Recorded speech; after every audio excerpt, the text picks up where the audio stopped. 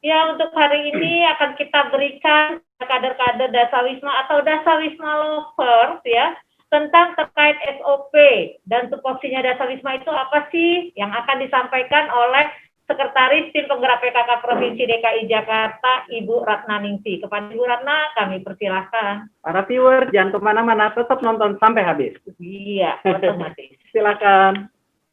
Terima kasih, Pok Neni sama Bang Diki.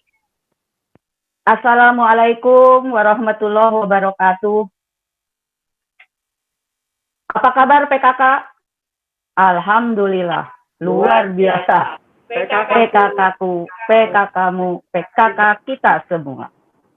PKK DKI, maju kotanya, bahagia warganya. Baik yang saya hormati, yang ada di dalam virtual ini dari yang saat ini berkegiatan dalam rangka orientasi Carik Jakarta, para wali kota dan bupati, kemudian mohon maaf, yang pertama Ibu Kadis PPAPP Provinsi DKI Jakarta, Ibu Ketua Tim Penggerak PKK Provinsi DKI Jakarta, beserta seluruh Ketua Tim Penggerak PKK sampai dengan tingkat kelurahan ada di sini semua, dan kelompok PKK RW, kelompok PKK RT, serta kelompok Dasawisma. Ada Ibu Kepala Dinas Kesehatan, Kepala BPBD Provinsi DKI Jakarta, kemudian Sekretaris izin, para Kepala Sudin dengan seluruh jajarannya, Kasatpol dan PKB, kemudian Bapak atau Ibu Lurah, para Sekretaris Kelurahan, para Kasih Kesejahteraan Kelurahan, dan seluruh hadirin barangkali ada yang bukan dari yang tersebut di sini. Izinkan saya menyampaikan tugas yang dibebankan kepada saya untuk tugas dan fungsi dari Dasawisma.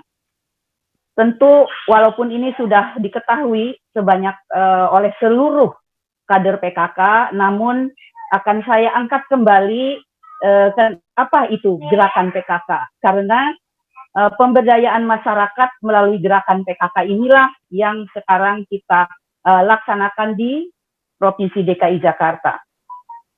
Apa itu gerakan PKK? Gerakan PKK adalah gerakan nasional, jadi di seluruh Indonesia. Gerakan pembangunan masyarakat yang tumbuh dari bawah, yang pengelolaannya itu oleh untuk masyarakat itu sendiri, guna mewujudkan keluarga. Nah, ini yang jarang diangkat, namun diingatkan kembali. Jadi mewujudkan keluarga yang beriman dan bertakwa kepada Tuhan Yang Maha Esa, yang berbudi pekerti luhur, berakhlak mulia, sehat, sejahtera, maju, mandiri, yang kesadaran hukum, berkeadilan gender, serta berwawasan lingkungan. Dan agar gerakan PKK bisa memberdayakan masyarakat, maka perlu ditata kelembagaannya. Dibentuk tim penggerak PKK dari mulai tingkat pusat sampai dengan tim penggerak PKK kelurahan, kemudian kelompok PKK RW, kelompok PKK RT, dan Dasawisma. Setelah dibentuk kelembagaannya, maka harus ditata personilnya. Bagi yang tim penggerak PKK dilengkapi anggota tim penggerak PKK-nya. Kemudian di kelompok PKK RW, kelompok PKK RT, Dasawisma juga harus ada pengurusnya. Nah, si personil-personil ini tentu harus ditingkatkan dulu kapasitasnya. Seperti sekarang sudah ada 74.489 kader Dasawisma, yang tentu semuanya belum tentu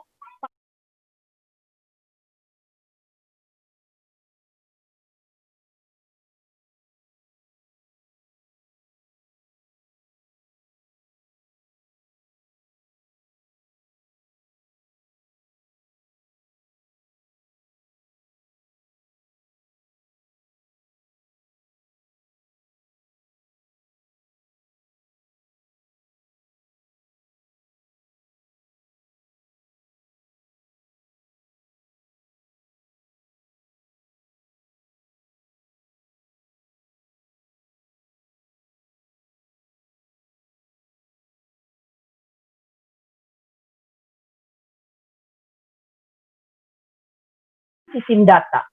Sistem data yang mana?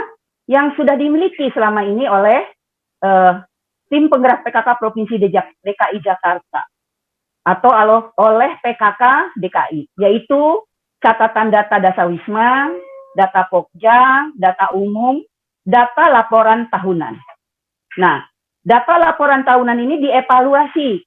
Sudah sampai mana kegiatan terlaksana, sasarannya tercapai atau tidak melalui program-program.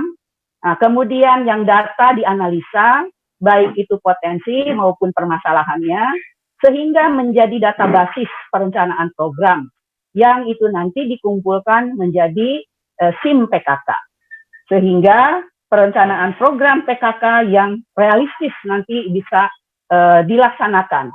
Juga bisa nanti sesuai dengan arahan tadi dari Ibu Ketua Tim Penggerak PKK maupun dari Ibu Kadis PPAPP, bahwa kita bisa memberikan sumbangsih ke Pemprov DKI Jakarta agar bisa melaksanakan kebijakannya berbasis kebutuhan real dari masyarakat, yaitu dari data yang kita kumpulkan.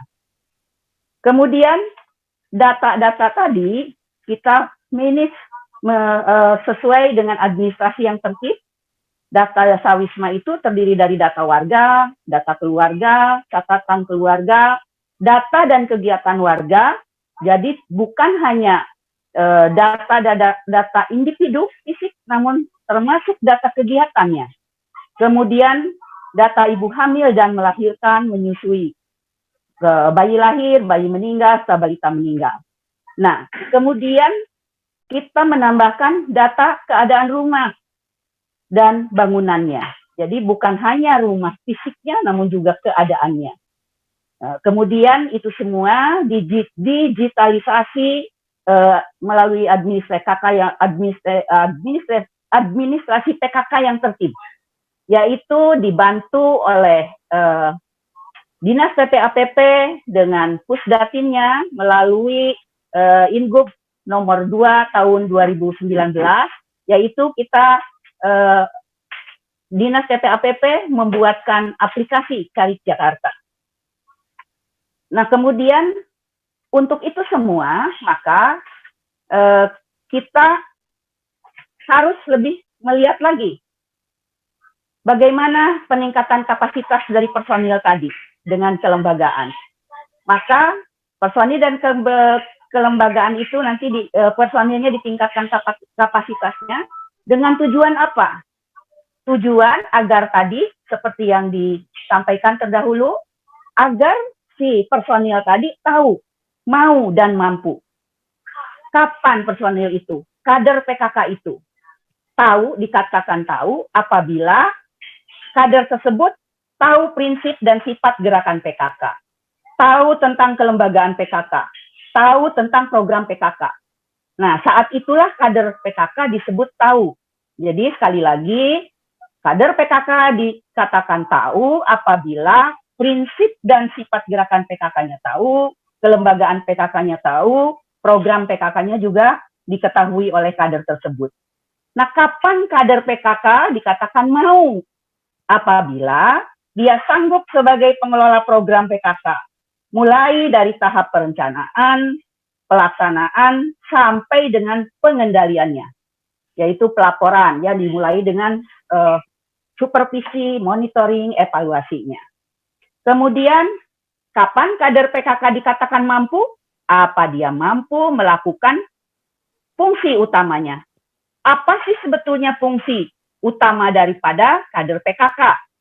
Dari provinsi dimulai dari Ibu Ferry selaku Ketua Tim Penggerak PKK Provinsi DKI Jakarta sampai dengan kita semua, para kader Dasawisma, yaitu apabila fungsi utamanya itu dengan melaksanakan, mendata, menggerakkan, dan memberikan informasi atau menyuluh.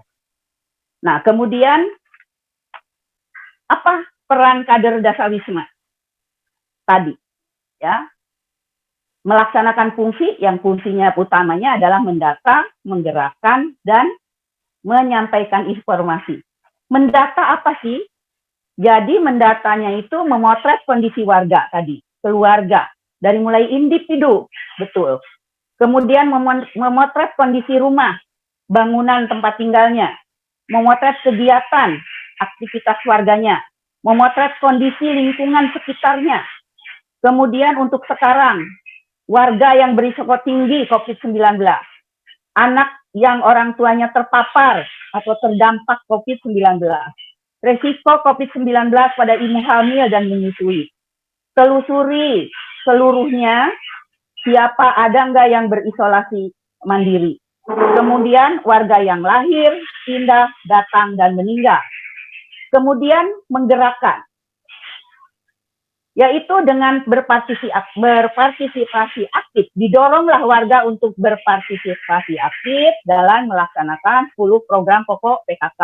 Contoh, ibu yang memiliki balita untuk aktif membawa balitanya ke posyandu.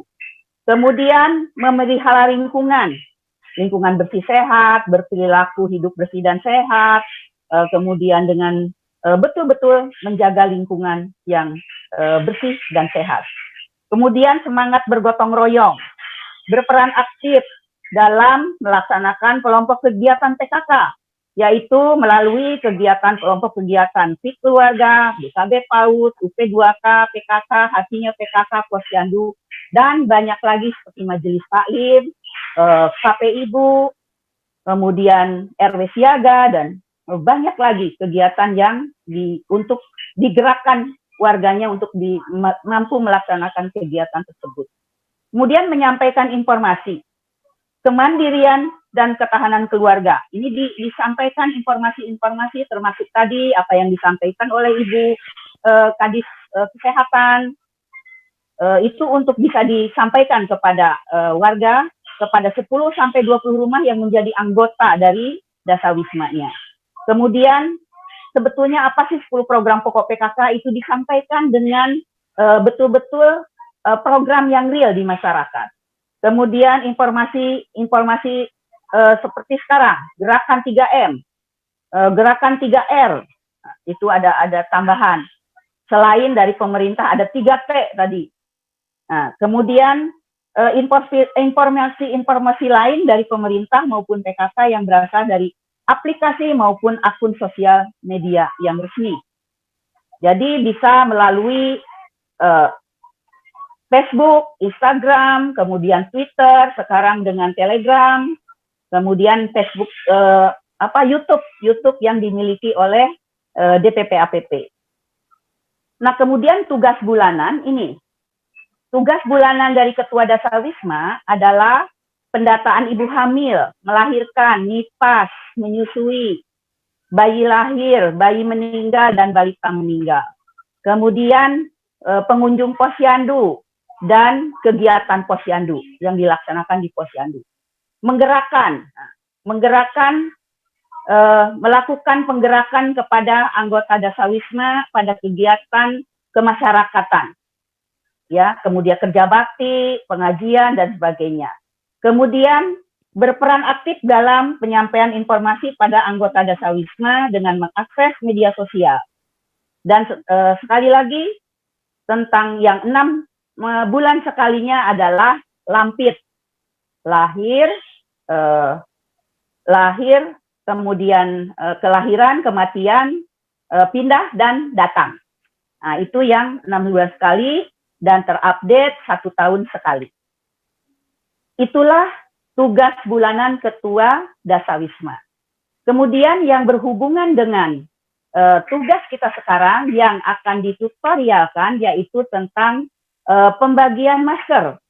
Nah, ini tugas update pendataan Ketua Dasawisma. Ini ada yang baru, yaitu penambahan yang dari Caris Jakarta sudah ada yang pendataan risiko tinggi COVID-19 ini, baik yang lansia maupun non-lansia yang sangat rentan atau tidak ada faktor penyakit tambahan atau penyerta tadi, komorbid. Kemudian pendataan risiko COVID-19 pada ibu hamil dan menyusui. Pendataan anak yang ortunya terpapar, ortunya itu orang tuanya, terpapar atau terdampak COVID-19. Tadi sudah disampaikan oleh Ibu Tuti. Kemudian upload foto bangunan Nah, itu tadi Bu Tuti sudah mengoreksi, jadi tidak harus dalam bangunannya, cukup di luar saja. Ya, kemarin kita programkan untuk foto baik luar maupun dalam bangunan. Namun tadi Ibu Kadis sudah menyampaikan arahan, cukup di luar saja. Kemudian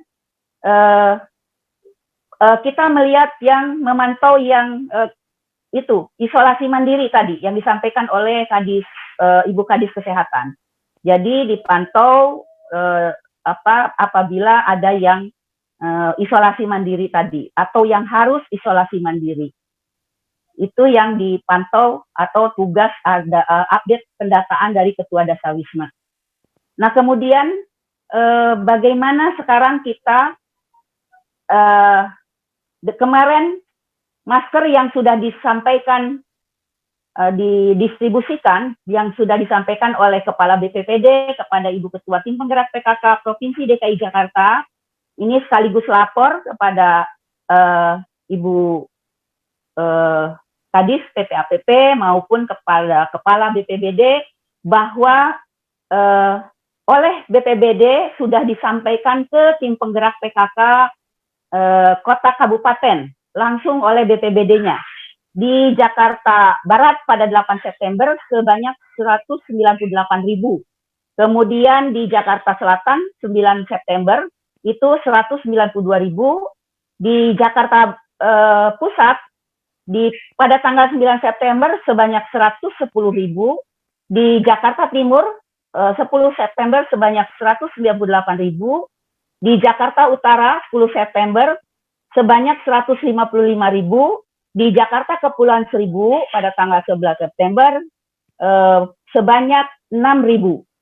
Total semua 990.000 karena yang 10.000 terpakai oleh BPBD untuk kepentingan yang sangat mendesak yang harus segera didistribusikan. Nah, itu yang kemarin lapor tentang masker yang sudah sampai di tingkat kelurahan. Jadi secara berjenjang dari kabupaten kota sudah diserahkan ke tim penggerak PKK kecamatan, kemudian tim penggerak PKK kecamatan sudah menyampaikan kepada tim penggerak PKK kelurahan yang nanti hari ini setelah mendapatkan cara bagaimana membuka data per kelurahan, nanti per RW, per RT, sampai kepada dasawismanya sendiri yang memiliki data tentang orang yang atau lansia maupun non-lansia yang komorbid dan ibu hamil serta menyusui.